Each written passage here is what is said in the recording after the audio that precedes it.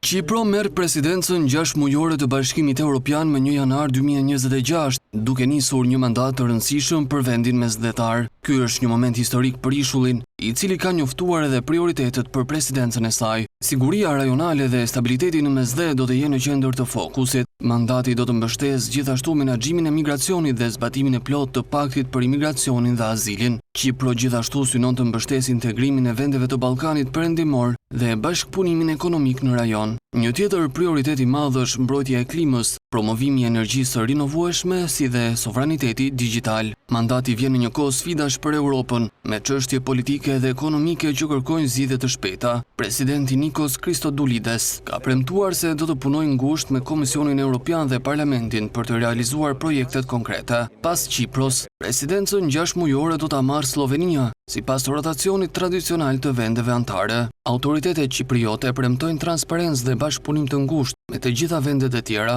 Ky mandat shihet si një mundësi që Qipro të forcojë pozicionin strategjik në mesdhe dhe Europë, ndërsa qipriotët shpresojnë që presidenca të sjellë rezultate konkrete dhe të rrisë ndikimin e vendit në nivel evropian.